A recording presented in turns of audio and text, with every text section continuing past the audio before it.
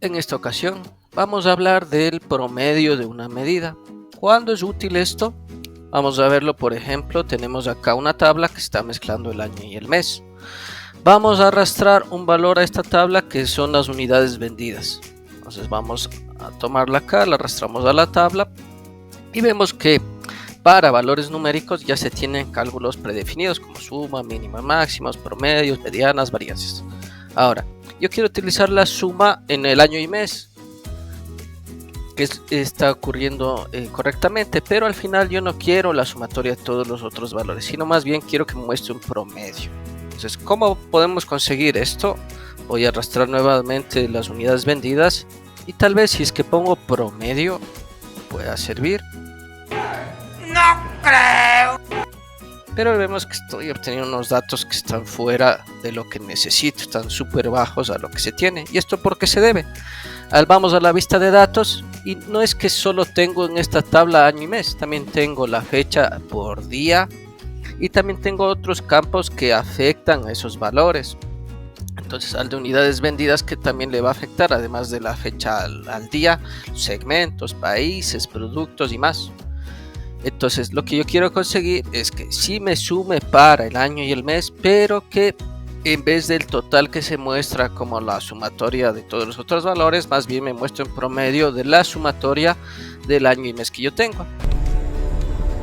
¿Eso es posible? Entonces para lo cual vamos a crear una medida. ¿Qué va a ser esta medida? Lo vamos a llamar promedio unit sol. Ok, y aquí vamos a utilizar dos fórmulas que nos van a servir bastante. Entonces lo que primero voy a utilizar es una medida que se llama average x. Entonces, ¿qué nos permite average x? Nos va a permitir seleccionar un promedio sobre una tabla que yo especifique. ¿Listo? Entonces ahí están los campos. Me dice primero qué tabla es la que vas a utilizar y después vamos a realizar la expresión de promedio sobre los valores, el valor o el campo que indique sobre esa tabla. Listo, entonces como yo puedo dimensionar la tabla que yo deseo, entonces vamos a utilizar otra formulación. En este caso se llama summarize. Summarize, como lo dice, me permite obtener un resumen de tabla. Y este resumen de tabla va a ser creado por mí. Yo voy a seleccionar qué campos van a ir sobre la tabla que vamos a trabajar en average x. Ahora, me dice primero que necesito una tabla. Vamos a poner este caso financial. Y ahora voy a definir los campos que van a estar dentro de esta tabla.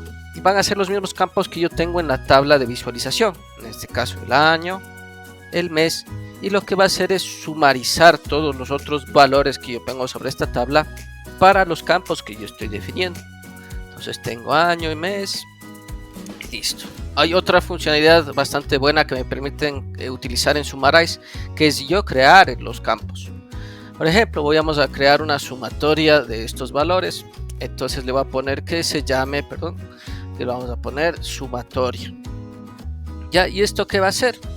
Va a ser la suma de las unidades vendidas. Entonces, como yo estoy definiendo esta tabla, solo lo voy a tener en esta tabla para el average x, solo estos tres campos que van a ser año, mes y unidades vendidas, pero ya sumarizadas a través de la función summarize.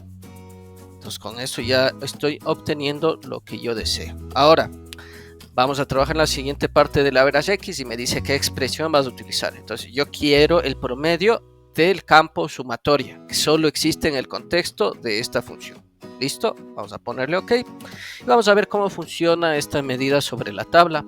Vamos a buscar el campo, la medida que se creó, promedio unit sol. Y le tenemos los mismos valores que están sumados para el año y el mes. Son los mismos. Pero ¿cuál es la diferencia? Que aquí ya voy a obtener un promedio de estos valores que se sumaron por el año y el mes, a diferencia del otro campo que sí me sumariza todo. Y con esto se obtiene el promedio de una medida. ¡Eso es brillante! Bueno, espero que les haya servido lo que hemos visto hoy. Les esperamos en una próxima ocasión para más consejos de Power BI.